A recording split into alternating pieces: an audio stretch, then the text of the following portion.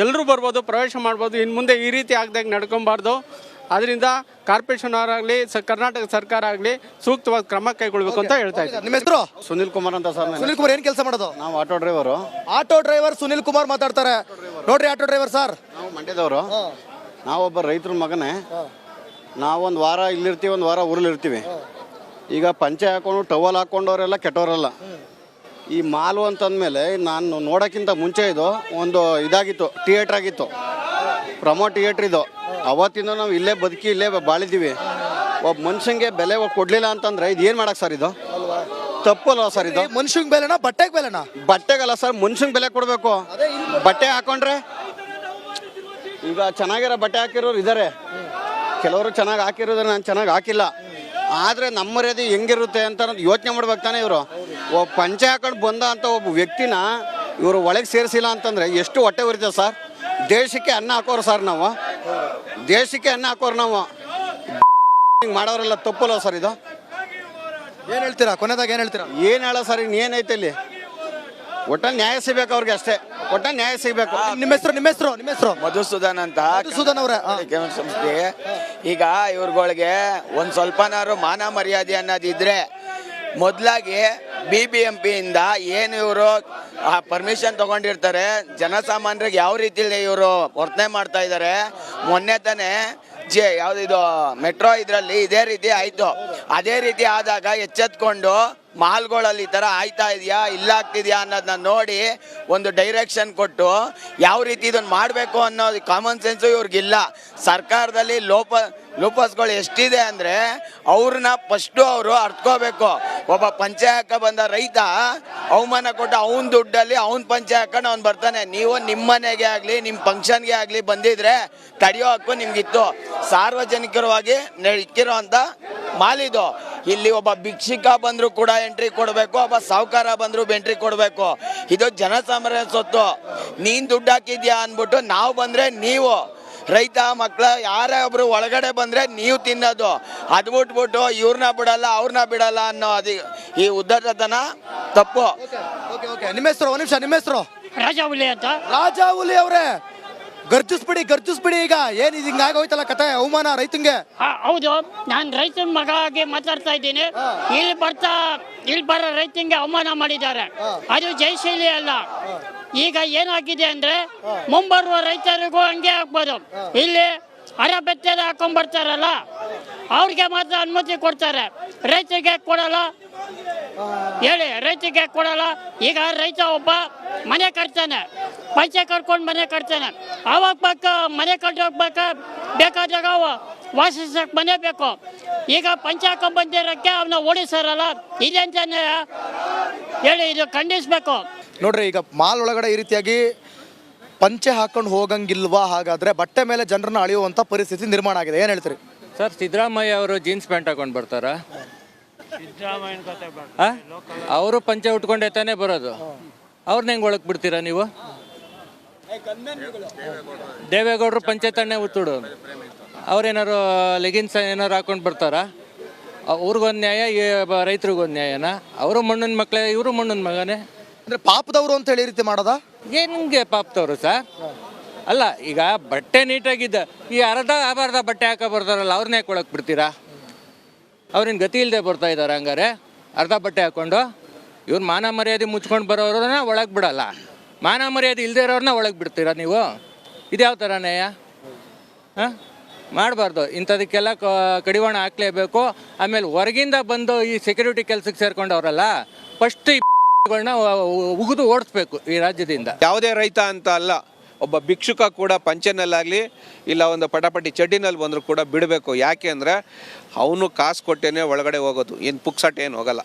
ಅವ್ರು ಏನು ಕೆಲವೊಂದು ಪದಾರ್ಥಕ್ಕೆ ಕೆಲವೊಂದು ಟ್ಯಾಕ್ಸ್ ಹಾಕಿರ್ತಾರೆ, ಅವನು ಕೂಡ ಅದನ್ನು ಕೊಟ್ಟೆ ತಿನ್ನೋದು. ಅವನು ಏನು ಫ್ರೀಯಾಗಿ ಏನು ಇಸ್ಕೊಳ್ಳಲ್ಲ. ಇವರೇನಾದರೂ VIP ಗೆ, ಮಧ್ಯಮ ವರ್ಗದವ್ರಿಗೆ, ಬಡವರಿಗೆ ಅಂತೇನಾದ್ರು ಬೇರೆ ಬೇರೆ ವರ್ಗ ಮಾಡಿದ್ದು, ಅಲ್ಲೇನಾದ್ರು ನಮಗೆ ಮಧ್ಯಮ ವರ್ಗದವ್ರಿಗಿಂತ ಕೆಳಗ್ಲವ್ರಿಗೆ ಏನಾದ್ರು ಟ್ಯಾಕ್ಸು ಆಳು ಮೂಳು ಇದ್ರಲ್ಲಿ ಏನಾದ್ರು ಪ್ರಿಫರೆನ್ಸ್ ಇದ್ದರೆ ಇವರು ತಡೆಯೋದ್ರಲ್ಲಿ ಒಂದು ಅರ್ಥ ಇದೆ, ಅಲ್ಲಿ ಜನ ಜಾಸ್ತಿ ಆಗ್ಬಿಟ್ಟವ್ರಪ್ಪ ಅಂತ. ಇದು ಯಾವುದೂ ಇಲ್ಲ.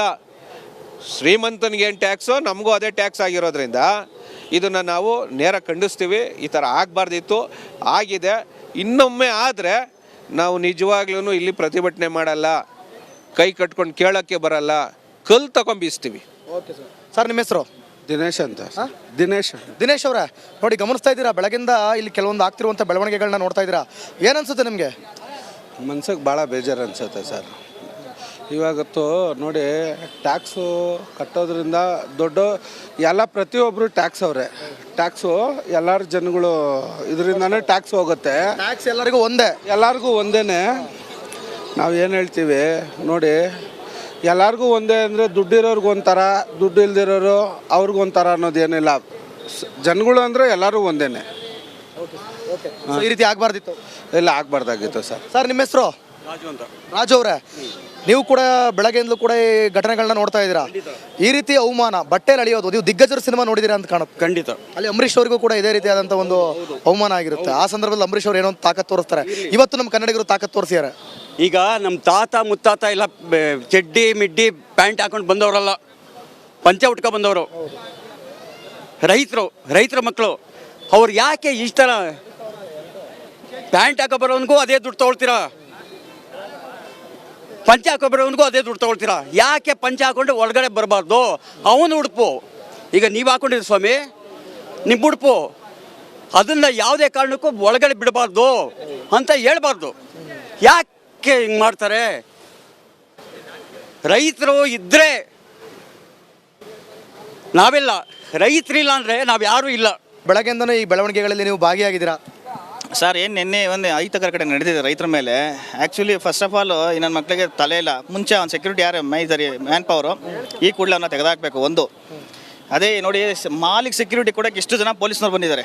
ಅದೇ ನಿನ್ನೆ ಆಯ್ತಲ್ಲ ರೈತಂಗೆ, ಇಮಿಡಿಯೇಟಾಗಿ ಇಲ್ಲೇ ಇದೆ ಸ್ಟೇಷನು, ಯಾಕೆ ಬರಬಾರ್ದಾಗಿತ್ತು? ಏನೋ ಆಗಿದ್ದಾರಪ್ಪ, ಮೀಡಿಯಾದವ್ರು ಫಸ್ಟ್ ತೋರಿಸಿದ್ದಾರೆ, ಏನೋ ಆಗಿದೆ, ಬಂದು ಎಂಕ್ವೈರಿ ಮಾಡೋದಾಗಿರ್ಬೋದು, ಏನೂ ಮಾಡಲಿಲ್ಲ. ಅದೇ CM ಬರ್ತಾರೆ ಅನ್ನಿ, ಏನು ಕ್ಯೂ ಗಟ್ಟು ಅಲ್ಲಿಂದ ರೆಡ್ ಕಾರ್ಪೆಟ್ ಹಾಕ್ತಾರೆ, CM ಬರ್ತಾರೆ ಅಂತ ಅಷ್ಟು ಪ್ರೊಡಕ್ಷನ್ನು ಅಷ್ಟು ಇದು ಎಲ್ಲ ಕೊಡ್ತಾರೆ. ಅದೇ ರೈತಂಗೆ ಯಾಕೆ ಆಯ್ದಿಲ್ಲ? ರೈತ ಅಂದರೆ ಇವ್ರಿಗೇನೋ ಅದೇ ಯಾರು ಚಡ್ಡಿ ಹಾಕೊಂಡು 3/4 ಹಾಕೊಂಡು ಬಂದ್ಬಿಡ್ಲಿ ಮಾಲ್ಗೆ ಹುಡುಗಿರು ನಿಂತ್ಕೊಂಡು ನೋಡ್ತಾರೆ. ಸೋಕಿತ ನಾವೆಲ್ಲ ಅದು ಅವ್ರನ್ನ ಕೇಳಲ್ಲ. ಅದೇ ರೈತರು ಯಾರ ಪಾಪ ಕೆಸರು ಮಾಡ್ಕೊಂಡು ಸಗಣಿ ಮಾಡ್ಕೊಂಬಂದ್ರೆ ಹೇಯ್ ವಾಸನೆ ಬದನ್ ಸೈಡ್ ಕಳಿಸು ಅಂತಾರೆ. ಯಾಕೆ ಅದು ಕಣ್ಕಾಣಲ್ಲ ಇವ್ರಿಗೆ. ಹಾಗಾಗಿ ನಾನು ಹೇಳೋದಷ್ಟೇ, ಇನ್ನು ಮುಂದಿನ ದಿನಗಳಲ್ಲಿ ಇದು 2ನೇ ಸಲ ಆಗ್ತಾ ಇರೋದು. ಮೊದಲನೇದು ಮೆಟ್ರೋ ಇದ್ರಲ್ಲಾಯಿತು, ಆವಾಗಲೇ ಎಚ್ಚೆತ್ಕೊಳ್ಳಿ ಸರ್ಕಾರ. ಇದು 2ನೇ ಸಲ ಆಗಿದೆ. ಇದು ಹಿಂಗೆ ಮುಂದುವರೆದ್ರೆ ನಾವು ಇನ್ನೂ ಉಗ್ರವಾದ ಹೋರಾಟ ಮಾಡ್ತೀವಿ. ಇದಕ್ಕೆ ಬೇಕಾದ್ರೆ ನಾವು ಪ್ರಾಣ ಕೊಡೋಕ್ಕೂ ರೆಡಿ. ನಿಮ್ಗೆ ಅನ್ಸುತ್ತಾ ಮನಸ್ಫೂರ್ತಿಯಾಗಿ ಮಾಡಿದ್ದಾರೆ ಸನ್ಮಾನ ಅಂತ ಮಾಡಿದಾರ, ಅಥವಾ ಕಲ್ಲು ಗಿಲ್ಲು ಗಾಳಿ ತೂರ್ಬೋದು ಅಂತ ಮಾಡಿದಾರ? ಯಾರು ಸನ್ಮಾನವನ್ನು ಮಾಡಿದ್ರು ಅವರ ಆತ್ಮಸಾಕ್ಷಿಗೆ ಬಿಟ್ಟದ್ದು. ಯಾಕೆಂದರೆ ರಾಜ್ಯದ ಜನತೆ ನೋಡ್ತಾರೆ, ನಿಮ್ಮ ಮಾಧ್ಯಮಗಳಲ್ಲಿ ನೋಡ್ತಾರೆ. GT ಮಾಲ್ನವರು ತಪ್ಪು ಮಾಡಿರೋದಕ್ಕೆ ರೈತನನ್ನು ಕರೆದಿ ಅವ್ರಿಗೆ ಸನ್ಮಾನ ಮಾಡುವ ಮುಖೇನವಾಗಿ ಕ್ಷಮೆ ಯಾಚಿಸಿದ್ದಾರೆ ಅಂತ ನಾವು ತಿಳ್ಕೊಳ್ತೀವಿ. ನೀವು ತೋರಿಸ್ತೀರಿ ಅಲ್ವಾ? ಯಾರು ಸನ್ಮಾನ ಮಾಡಿದ್ರು ಅವರ ಆತ್ಮಸಾಕ್ಷಿಗೆ ಇರಬೇಕದು. ತಮ್ಮ ತಂದೆ ತಾಯಿಗಳಿಗೋ ಅಥವಾ ಇನ್ಯಾರೋ ವೃದ್ಧರಿಗೆ ಮಾಡಿದಂಥ ಅನ್ಯಾಯದಲ್ಲಿ ನಾವು ಹಂಗೆ ಕ್ಷಮೆ ಕೇಳ್ತೀವಿ ಅಥವಾ ಅವ್ರಿಗೆ ಪಾದಕ್ಕೆ ನಮಸ್ಕಾರ ಮಾಡ್ಕೊಳ್ತೀವಿ. ಅದೇ ರೀತಿಯಲ್ಲಿ ಅವರು ಪೂರ್ಣವಾಗಿ ಅವರು ಒಂದು ಸನ್ಮಾನವನ್ನು ಮಾಡಿದರೆ ನಿಜವಾಗ್ಲೂ ಸ್ವಾಗತವನ್ನು ಮಾಡ್ತೀವಿ. ಅಥವಾ ಕಲ್ಲು ತೂರ್ತಾರೋ ಅಥವಾ ಇನ್ನೊಂದೇನೋ ಮಾಡ್ತಾರೆ ಅಂತಂದರೆ ದುರಂಕಾರದ ಪರಮಾವಧಿ ಅಂತ ತಿಳ್ಕೊಳ್ತೀವಿ. Okay sir. ಸರ್ ನಿಮ್ಮ ಹೆಸರು? ನನ್ನ ಹೆಸರು AR ಸ್ವಾಮಿ ಅಂತ ಸರ್. ಸರ್ ನೋಡಿ, ಓಕೆ ಸರ್ ಇರಲಿ. ನೋಡಿ ಸರ್, ಅಲ್ಲಿ ಏನು ಒಳಗಡೆ ಇಟ್ಟಿದಾರಲ್ಲ, ರೈತ ಬೆಳೆದಂಥ ಬೆಳೆಗಳನ್ನು ಪ್ಯಾಕ್ ಮಾಡಿ ಶಿಸ್ತಾಗಿ ರೆಡಿಮೇಡ್ ಮಾಡಿ ಇಟ್ಟಿದ್ದಾರೆ. ರೈತನಿಗೆ ಒಳಗಡೆ ಬಿಡಲ್ಲ ಅಂತಂದ್ರೆ ಬಟ್ಟೆ ನೋಡಿ ಏನು ಆಶ್ಚರ್ಯ ಸರ್ ಇದು. ಅಂದ್ರೆ ಏನು ನಡೀತಾ ಇದೆ ಇದು ನೋಡಿ ಸರ್, ಈ ಮಹಲ್ಗಳು ಏನಾಗಿದೆ ಇವಾಗ ಶ್ರೀಮಂತರಿಗಾಗಿ ಮಾಡ್ಕೊಂಡು ನಡೀತಾ ಇದೆ. ಈ ರೈತರನ್ನೇ ಆಗಲಿ ಒಂದು ಸ್ವಲ್ಪ ಕೊಳಕು ಬಟ್ಟೆಗಳು ಹಾಕೊಂಡಿರೋರು ಹೋಗಂಗೆ ಇಲ್ಲ. ಒಳಗಡೆ ಹೋಯ್ತು ಅಂದರೆ ಇವ್ರು ಏನು ಪರ್ಚೇಸ್ ಮಾಡೋಕ್ಕೆ ಬಂದಿಲ್ಲ, ಇವ್ರು ರಾಯಲ್ ಆಗಿ ಬಂದ್ರೆ ಮಾತ್ರ ಇಲ್ಲಿ ಪರ್ಚೇಸ್ ಮಾಡೋಕ್ಕೆ ಬಂದಿರೋರು ಅಂದ್ಕೊಂಡು ತಿಳ್ಕೊಂಡು ಇದೊಂದು ಭ್ರಮೆಯಲ್ಲಿದ್ದಾರೆ ಇವರು. ಇಂಥ ಮಹಲ್ಗಳನ್ನ ಧಿಕ್ಕರಿಸಬೇಕು, ಬಂದ್ ಮಾಡಬೇಕು. ಬಂದ್ ಮಾಡಿ ಒಂದು ಸ್ವಲ್ಪ ಇವ್ರಿಗೆ ಏನು ನಷ್ಟ ಆಗಿದಾಗ ನಷ್ಟ ಮಾಡಿದಾಗ ಇದು ಗೊತ್ತಾಗುತ್ತೆ. ಏನು ಮಹಲ್ಗಳಿಗೆ ನಷ್ಟ ಆಗಬೇಕು. ಎಲ್ಲರೂ ಎಲ್ಲ ಜನನು ಪ್ರಜಾಪ್ರಭುತ್ವ ರಾಷ್ಟ್ರ ಇದು, ನಮ್ಮದು ಇಂಡಿಯಾ ರಾಷ್ಟ್ರ. ಇದನ್ನು ಈ ಎಲ್ಲ ಜನಗಳಿಗೂ ಅನಾನುಕೂಲತೆ ಇದೆ. ಇಲ್ಲಿ ಪ್ರತಿಯೊಬ್ಬರು ಬರಬೇಕು, ಬಂದು ಪರ್ಚೇಸ್ ಮಾಡ್ತಾರೋ ಅಥವಾ ಬಂದು ನೋಡ್ಕೊಂಡು ಹೋಗ್ತಾರೋ. ಒಳಗಡೆ ಏನು ಸಿಗುತ್ತೆ ಏನು ಸಿಕ್ಕಲ್ಲ ಅನ್ನೋದು ಫಸ್ಟು ನೋಡಾದ್ಮೇಲೆ ಅವ್ರು ತಗೊಳ್ಳೋದು ಆಯ್ತಲ್ಲ. ಬಟ್ಟೆ ಮೇಲೆಲ್ಲ ಅಳಿಯೋದು, ಪ್ರತಿಯೊಂದು ವ್ಯಕ್ತಿ ಮೇಲೆ ಅಳಿಬೇಕು ಹೊರತು ಬಟ್ಟೆ ಮೇಲೆ ಅಳಿಬಾರ್ದು. ಇಂಥ ಮಹಲ್ಗಳನ್ನ ಧಿಕ್ಕಾರ ಮಾಡಬೇಕು ಅನ್ನೋದು ನಮ್ಮ ಅಭಿಲಾಷೆ ಸರ್. ನೋಡಿ, ಇದೇ ರೈತರನ್ನ ಇವಾಗ ಒಳಗಡೆ ಕರೆದುಕೊಂಡು ಹೋಗ್ತಿರುವಂತ ದೃಶ್ಯ ಗಮನಿಸ್ತಾ ಇದ್ದೀವಿ. ಮೂಲಕ ರೈತರನ್ನ ಒಳಗಡೆ ಕರ್ಕೊಂಡು ಹೋಗ್ತಾ ಇದೀವಿ. ಯಾವ ರೈತರನ್ನ ಬಿಡ್ಲಿಲ್ಲ ಒಳಗಡೆ.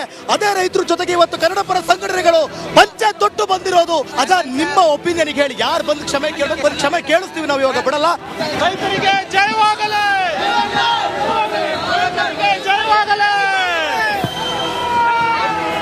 ನೋಡಿ, ಈಗ ಸನ್ಮಾನ ಮಾಡ್ತಿದ್ದಾರೆ ರೈತರಿಗೆ. ಇದೇ ಬಾಲ್ನಲ್ಲಿ ಯಾವ ಜಾಗದಲ್ಲಿ ಅವಮಾನ ಆಗಿತ್ತು ಅದೇ ಬಾಲ್ನಲ್ಲಿ ಸನ್ಮಾನ ಮಾಡ್ತಿದ್ದಾರೆ ಕೂಡ ನೀವು ಗಮನಿಸ್ತಾ ಇದ್ದೀರಿ. ಇದೇ ಜಾಗದಲ್ಲಿ ಹೂವಿನರ ಹಾಕಿ ಸನ್ಮಾನ ಮಾಡಲಾಗ್ತಾ ಇದೆ. ನೋಡಿ, ಅದೇ ರೈತ ಈ ದೇಶದ ಬೆನ್ನೆಲುಬು. ಆತನಿಗೆ ಯಾರು ಕೂಡ ಬೆನ್ನೆಲುಬು ಇಲ್ಲ ಅಂತ ಅಂದುಕೊಂಡ್ರೆ ಅದು ದಡ್ಡತನ.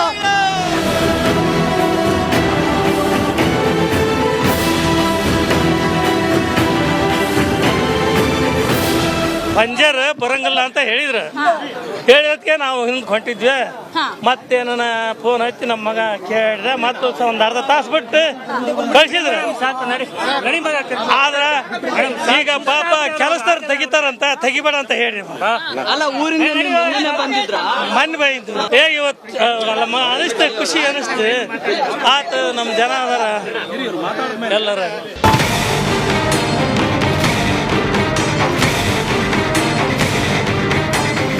ಯಾವ ರೈತನಿಗೆ ಅವಮಾನ ಆಯ್ತೋ ಅದೇ ರೈತರನ್ನ ಈಗ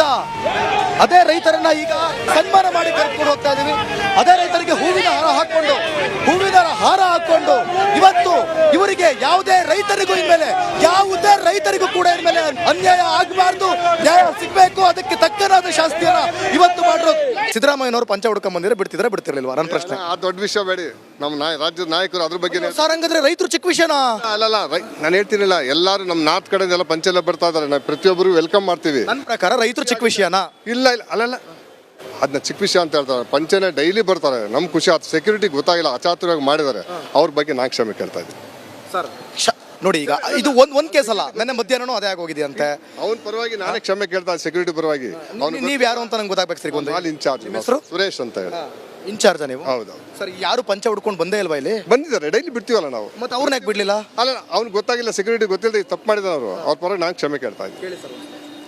ರಾಜ್ಯದ ಜನತೆಗೆ ಸೆಕ್ಯೂರಿಟಿ ಪರವಾಗಿ ನಾನು ಕ್ಷಮೆ ಕೇಳ್ತಾ ಇದ್ದೀನಿ. ಅವ್ನು ತಪ್ಪು ಮಾಡಿದ್ದಾನೆ, ಅವ್ರ ಪರವಾಗಿ ನಾನು ಕ್ಷಮೆ ಕೇಳ್ತಾ ಇದ್ದೀನಿ. ಪಂಚೆ ಹುಡ್ಕೊಂಡು ಬರೋದ್ರಿಂದ, ರೈತನಾಗಿ ಬರೋದ್ರಿಂದ ಏನು ಸಮಸ್ಯೆ? ಏನ್ರಿ ನಿಮ್ಮ ಪ್ರಾಬ್ಲಮ್ಮು GT ಮಾಲ್ನವ್ರೆ ಅಂತ ಹೇಳಿ ಇವತ್ತಿನ ಏನ್ ನಿಮ್ಮ ಪ್ರಾಬ್ಲಮ್ಮು ಕಾರ್ಯಕ್ರಮದಲ್ಲಿ ಜನರನ್ನ ಮಾತನಾಡಿಸುವಂಥ ಕೆಲಸವನ್ನು ಮಾಡಿದ್ವಿ. ಸ್ವತಃ ನಾವು ಕೂಡ ಪಂಚೆಯನ್ನು ಧರಿಸಿ ಈ ಒಂದು ಜಾಗಕ್ಕೆ ಬಂದಿದ್ದು ಜನರನ್ನ ಅಭಿಪ್ರಾಯವನ್ನು ಕೂಡ ತೆಗೆದುಕೊಂಡಿದ್ದೀವಿ. ಈ ರೈತ ದೇಶದ ಬೆನ್ನೆಲುಬು, ಆದರೆ ರೈತನ ಬೆನ್ನೆಲುಬು ಯಾರು ಅನ್ನುವಂಥದ್ದೇ ಪ್ರಶ್ನೆಯಾಗಿ ಉಳ್ಕೊಳ್ತಾ ಇದೆ. ಆ ಪ್ರಶ್ನೆಗೆ ಇವತ್ತು ಉತ್ತರ ಸಿಕ್ಕಿದೆ. ಯಾವ ಜಾಗದಲ್ಲಿ ಅವಮಾನ ಆಯಿತೋ ಅದೇ ಜಾಗದಲ್ಲಿ ಇವತ್ತು ರೈತನಿಗೆ ಹಾರ ಹಾಕಿ ಸನ್ಮಾನ ಮಾಡಿ ಕಳಿಸಿದ್ದಾರೆ.